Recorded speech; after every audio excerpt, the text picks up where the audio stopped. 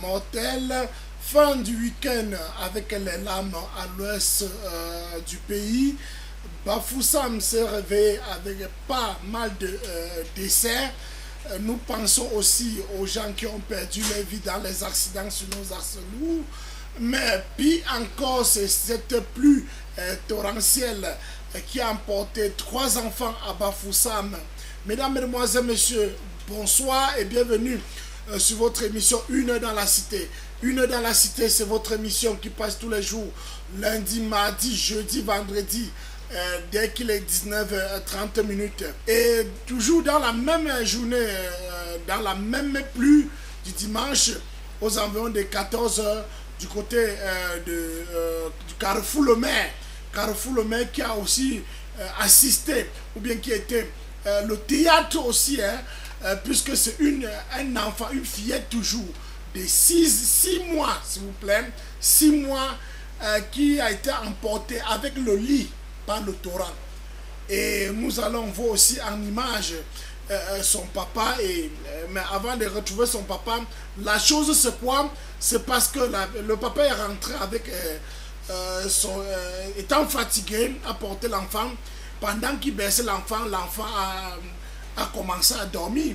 Alors il s'est couché un peu avec l'enfant et puis c'est sa femme qui allait de par dehors dit le mur du voisin est tombé, la barrière du voisin est tombée. Alors viens voir.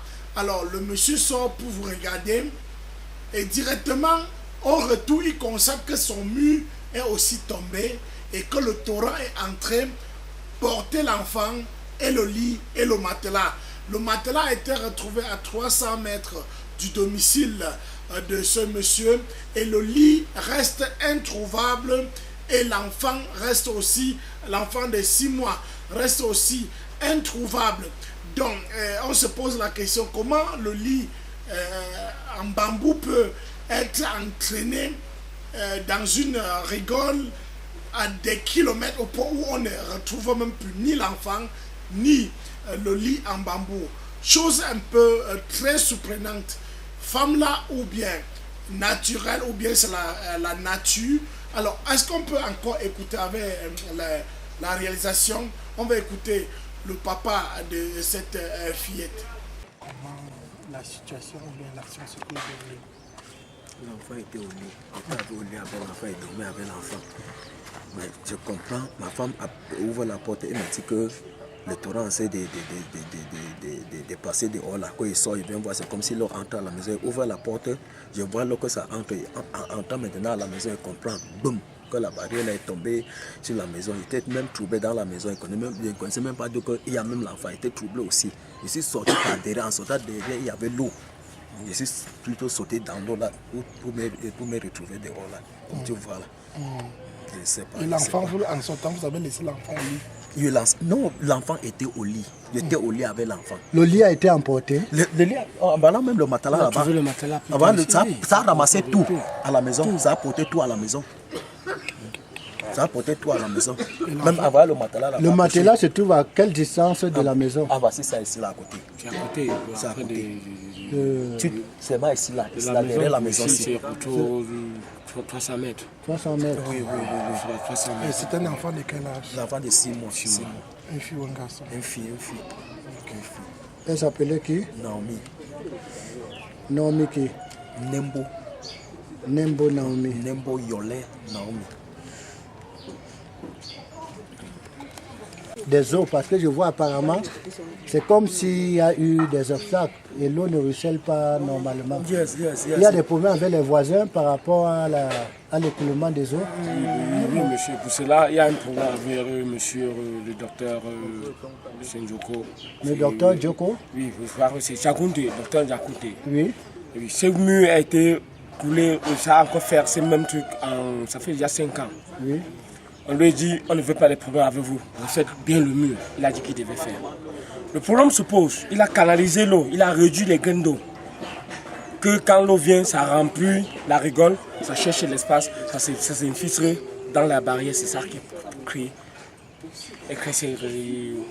ces écoulements. Est-ce qu'il est au courant du drame qui s'est produit? Il n'est pas au courant. La première fois, il était au courant. Mais le bon monsieur, quand on l'appelle, il cause de lui comme au téléphone, comme un grand. Et actuellement, vous l'avez appelé pour... Actuellement, je n'ai pas son numéro. Je suis en train de vouloir voir l'un de ces locataires pour prendre son numéro pour l'appeler pour qu'il vienne voir le gars.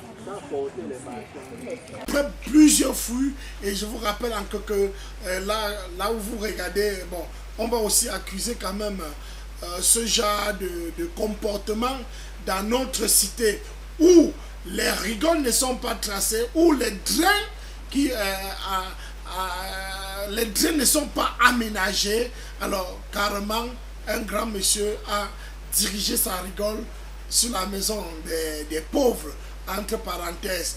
Alors c'est pourquoi le mur a été renversé et puis ça a renversé aussi pour le voisin. Est-ce que c'est le femme-là? Est-ce que c'est quelque chose de nature, de naturel, mais on ne parvient pas à croire? Alors pour ne serait-ce regarder, ou bien les yeux peut-être même des pasteurs, comment cela se passe?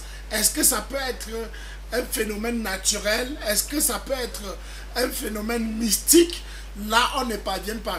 Parce que jusqu'à hier, dimanche soir, aux environs de 20h, le papa de la jeune fillette, son bijou, on peut rappeler que c'est son premier enfant dans le mariage. Alors, jusqu'à 20h, il a chuté carrément. Parce qu'après des fouilles, dans les rigoles, par-ci, par-là, jusqu'au niveau de l'entrée de la ville, en vain. Alors, pasteur Marcel, bonsoir et bienvenue sur ce plateau. Bonsoir Rico, bonsoir. Chers téléspectateurs, bonsoir.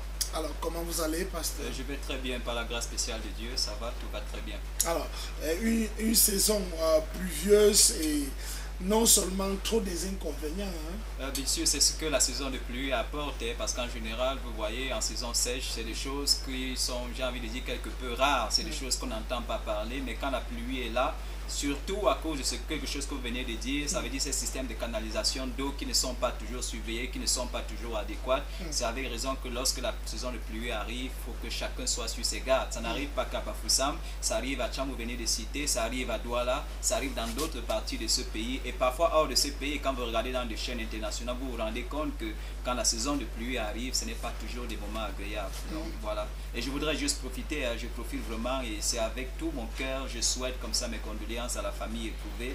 Je pense à ce jeune papa-là qui vient de perdre comme ça dans des circonstances quand même assez tristes, son premier enfant, le premier fruit de sa vigueur. Franchement, je dis patience, de tout mon cœur, je dis patience. Retiens tes larmes et puis lève les yeux vers le ciel, il y a de l'espoir. Alors, pasteur Lévite Joël, bonsoir et bienvenue sur ce plateau, Une heure dans la cité. Merci professeur, bonsoir à vous. Bonsoir à mon collègue pasteur Marcel. C'est vraiment une situation triste et je vais anticiper le pas en disant à toute la famille, je dis vraiment comme mon collègue pasteur Marcel, n'est-ce pas, mes condoléances. C'est vraiment une situation triste. C'est vraiment triste. Ok. Alors, et quand vous écoutez quand même ce genre de faits divers, est-ce que ça peut être naturel, pasteur Lévite Joël? C'est vrai qu'il y a aussi l'imprudence des hommes. Il y a aussi le fait que, vous savez, en réalité, pour me résumer, nous sommes dans un monde de tout. C'est-à-dire, soit on est avec Jésus, soit on n'est pas avec Jésus. Et on comprend que, mystiquement parlant, vous savez, même en Afrique, derrière chaque geste, il y a tout un acte du méchant. Il y a tout le méchant qui profite soit de la pluie, n'est-ce pas, pour pouvoir entraîner. Bon, c'est des faits comme ça, parce que j'étais au quartier Nilon, j'ai vu tout un village venir là-bas faire le sacrifice. J'étais au quartier Nilon, derrière les grands ennemis, j'ai vu des gens là-bas venir faire des sacrifices avec des canaris. Il y avait des choses dedans, on dit non, on doit aller... Juste pour avoir le corps. Le corps de l'enfant, oui. Tout ça. Vous voyez, il y a un problème pour ça, Rico. C'est vrai, c'est une situation triste. Je ne voudrais pas essayer d'accuser qui que ce soit, mais il y a aussi nos mains dans ce qui se passe. Ok. Avant de trouver un peu notre part de responsabilité dans cette affaire, je vous rappelle que c'est toujours du côté du Carrefour Le Maire que le tonnerre a tué une femme qui avait 7 enfants et 7 pères différents. 7 enfants et 7 pères différents. Alors, elle vivait là avec le 8e père. Et ce 8e père n'avait pas encore l'enfant avec cette jeune femme qui faisait encore, qui avait encore beaucoup de chemin. Alors, le tonnerre, puisqu'elle était en train de jouer au ludo avec ses enfants, et carrément je peux appeler ça boule du feu, qui est venue s'éclater devant elle, et elle est morte. Voilà, elle est morte, et puis je crois qu'on a enterré de l'autre côté. C'était aussi pendant la pluie.